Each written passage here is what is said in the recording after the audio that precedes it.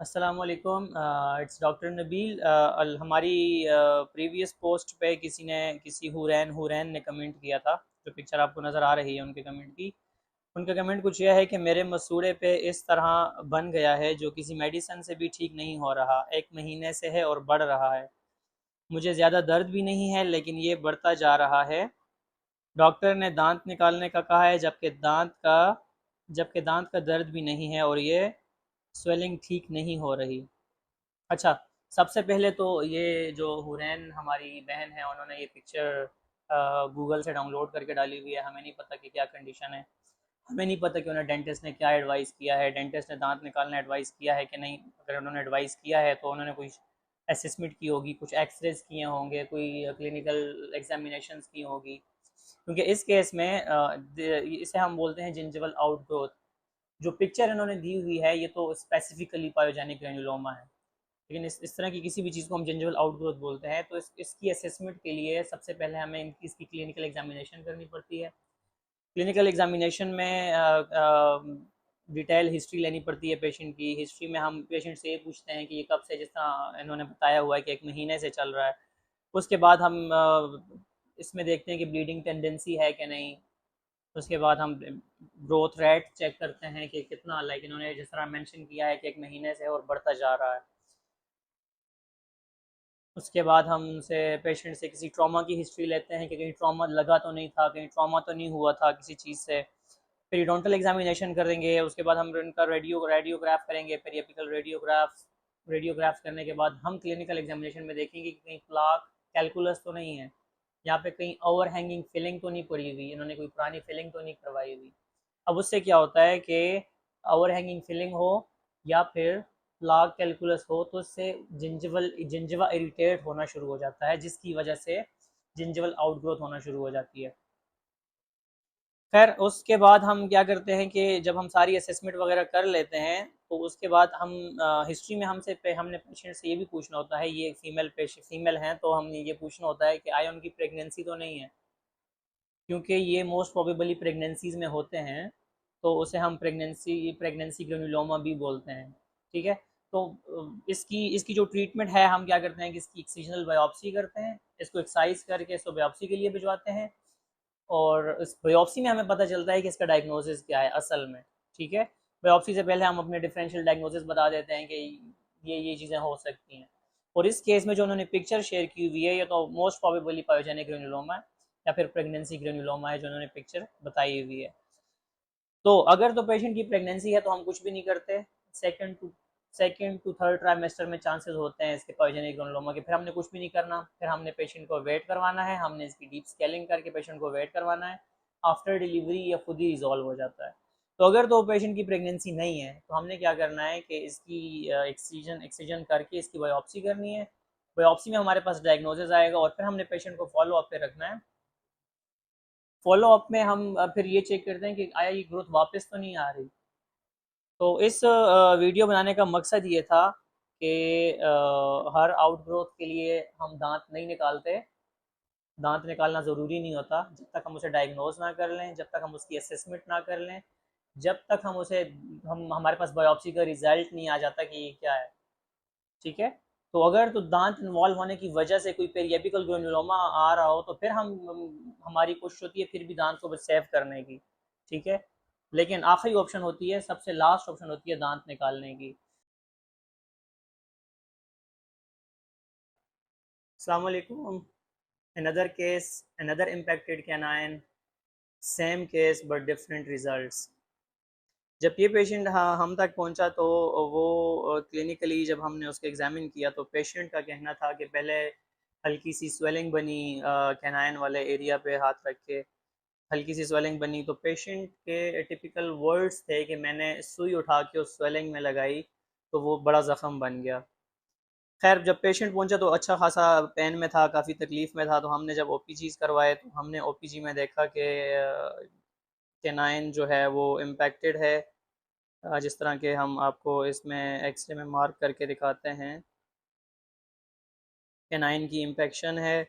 और इम्पेक्शन के साथ साथ हमने क्या नोटिस किया कि बहुत ही एक वेल डिमार्केटेड, अगर मैं आपको ये मार्क करके दिखाऊं तो बहुत प्यारे मार्जिन्स बने हुए हैं। ये एक चीज़ बनी हुई है जिसे हम बोलते हैं सिस्ट।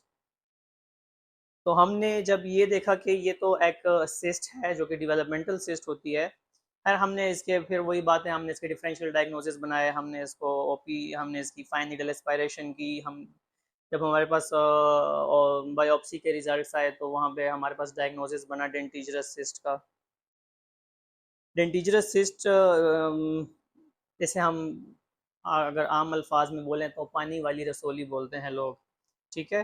तो हमने जब पेशेंट के साथ डिस्कस किया इसकी ट्रीटमेंट प्लानिंग कि हम इसमें सर्जरी करेंगे, सिस्ट को रिमूव करके हम इसकी ऑर्थो ट्रीटमेंट करके इसे अपनी जगह पे लेके आएंगे, लेकिन पेशेंट जो भी वजूहात थी, पेशेंट विलिंग नहीं थे औरतों के लिए, बस उनका कहना था कि सर्जरी करके दांत को रिमूव करें। तो हमने उसकी सर्जरी प्लान की, हमने इस तरह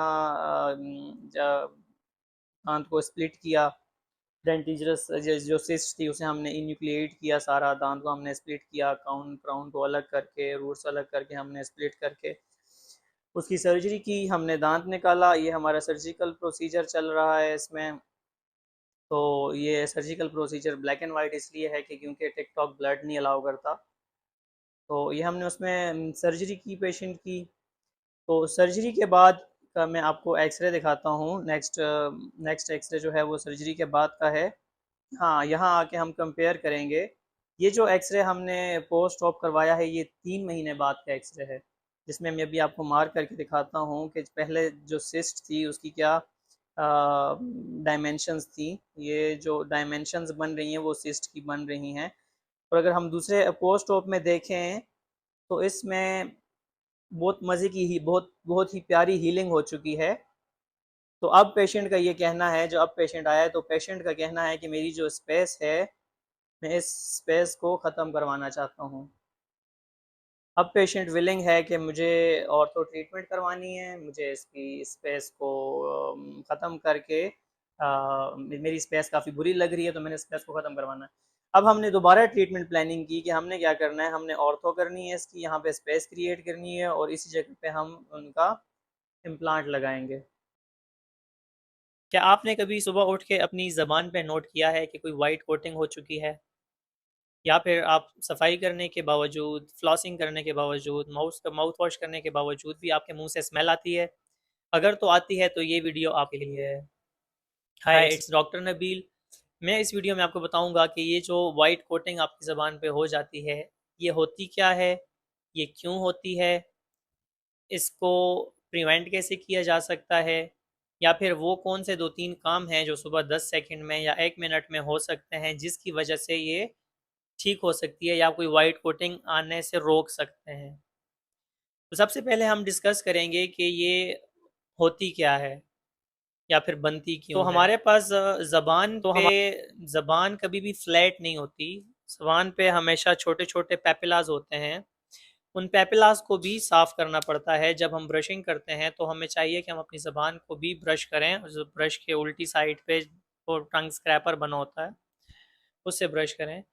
तो इसमें क्या होता है कि हम ज़बान को साफ़ नहीं करते तो जो पेपिलास होते हैं इसमें फूड इन्फेक्शन होती है, बैक्टीरियाज अटैक करते हैं, वहाँ पे वो वाइट लेयर बन जाती है जिसकी वजह से मुंह से स्मेल आती है, जो कि वो बैक्टीरिया सल्फर प्रोड्यूस करते हैं, उस सल्फर की वजह से मुंह से स्मेल आना शुरू हो जाती है। अब इस चीज़ को अगर हम देखें तो हम इसको प्रिवेंट कैसे कर सकते हैं, या फिर वो सुबह कौन से काम हैं जो काम करने से हम इस लेयर को ख़त्म कर सकते हैं या इसको बनने से ही रोक सकते हैं।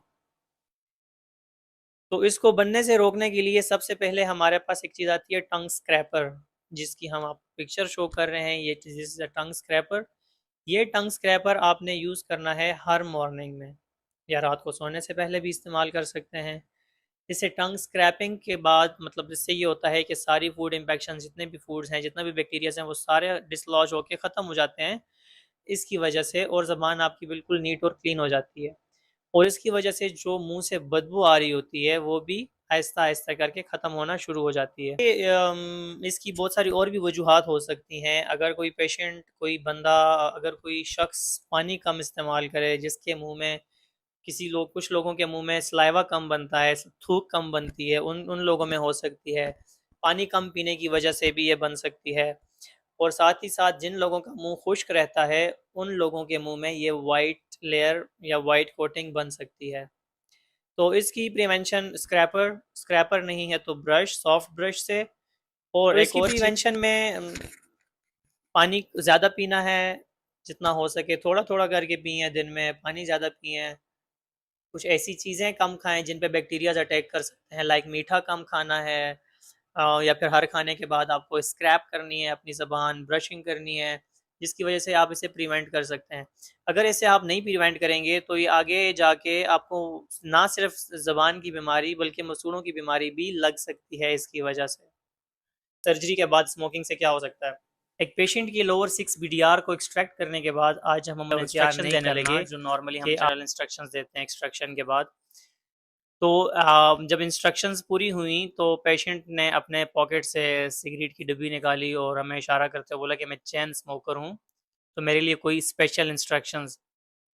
तो फिर हमने उसे कंसिडर किया और हमने उसे बताया कि सबसे पहले तो मैंने उन्हें उनकी डिब्बी पे दिखाया कि उस पे लिखा हुआ था कि मतलब लाइक सिगरेट से मुंह का कैंसर हो सकता है, व्हाटएवर जो भी लिखा हुआ था उस पे, लेकिन कुछ इसी तरह के अल्फाज लिखे हुए थे। तो मैंने जब उन्हें वो दिखाया तो मैंने कहा ये देखें, अगर आप ये पूछ रहे हैं कि मेरे लिए कोई स्पेशल इंस्ट्रक्शन, तो मैंने कहा सबसे पहली इंस्ट्रक्शन तो उन्होंने खुद लिखी हुई है कि मुंह का कैंसर हो सकता है। तो वो कहते हैं कि डॉक्टर साहब इसको साइड पे रखें, मुझे बताएं कि अभी क्या इंस्ट्रक्शंस हैं।